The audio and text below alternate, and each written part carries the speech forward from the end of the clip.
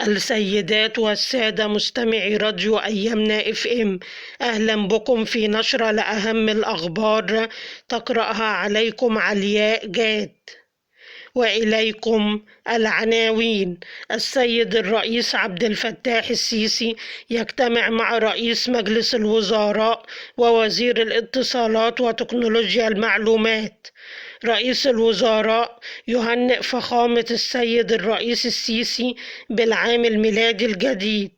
رئيس الوزراء يتابع مع وزير الخارجية مشروعات التعاون مع الدول الإفريقية. رئيس جامعة المنوفية يشهد حفل كورال الجامعة للموسيقى ضمن فاعليات احتفال الجامعة بعيدها 48. محافظ قنا تطبيق المعايير القياسية في تقديم الخدمات الصحية. رضا عبد العال الزمالك أخطأ بعدم بيع زيزو. وإليكم التفاصيل. اجتمع السيد الرئيس عبد الفتاح السيسي اليوم مع الدكتور مصطفى مدبولي رئيس مجلس الوزراء والدكتور عمرو طلعت وزير الاتصالات وتكنولوجيا المعلومات.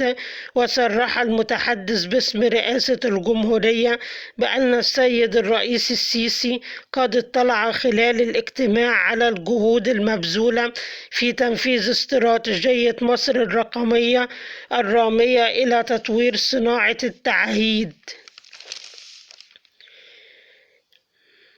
بعث الدكتور مصطفى مدبولي رئيس مجلس الوزراء برقية تهنئة لفخامة الرئيس عبد الفتاح السيسي رئيس الجمهورية بالأصالة عن نفسه وبالإنابة عن أعضاء هيئة الوزارة بمناسبة قرب حلول العام الميلادي الجديد. استقبل الدكتور مصطفى مدبولي رئيس مجلس الوزراء الدكتور بدر عبد العاطي وزير الخارجية والهجرة وشؤون المصريين في الخارج، وذلك في إطار متابعة تنفيذ تكليفات فخامة الرئيس عبد الفتاح السيسي رئيس الجمهورية بشأن دعم التعاون مع الدول الإفريقية الشقيقة. شهد الدكتور أحمد فرج القاصد رئيس جامعة المنوفية حفل كورال الجامعة الموسيقي ضمن احتفالات الجامعة بعيدها السنوي 48 بقاعة الاحتفالات الكبرى بمجمع الكليات النظري بمدينة شبين القوم. قال الدكتور خالد عبد الحليم محافظ قنا إن المحافظة تسعى لتطبيق المعايير القياسية في تقديم الخدمات الصحية. جاء ذلك خلال استقبال الدكتور خالد عبد الحليم محافظ قنا للدكتورة ناهد محمد مدير فرع هيئة الاعتماد والرقابة الصحية بمحافظة الأقصر لبحث سبل التعاون المشترك بين المحافظة والهيئة. أكد رضا عبد العال محلل برنامج البريمو أن أحمد سيد زيزو لاعب فريق الزمالك منشغل بملف تجديد عقده مع القلعة البيضاء، وهو ما يؤثر على مستواه الفني في الفترة الحالية. وإليكم النشرة الجوية.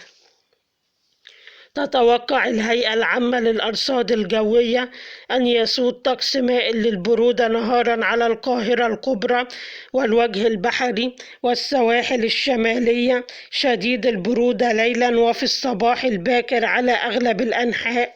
وأوضحت هيئة الأرصاد الجوية درجات الحرارة العظمى والصغرى: القاهرة 20-11، الإسكندرية 19-11، مطروح 18-10. وإلى هنا تنتهي نشرتنا الإخبارية مع وعد بلقاء جديد. كانت معكم علياء جاد. الحرارة العظمى والصغرى: القاهرة 20-11، الإسكندرية 19-11، مطروح 18-10. وإلى هنا تنتهي نشرتنا الإخبارية مع وعد بلقاء جديد. كانت معكم علياء جاد.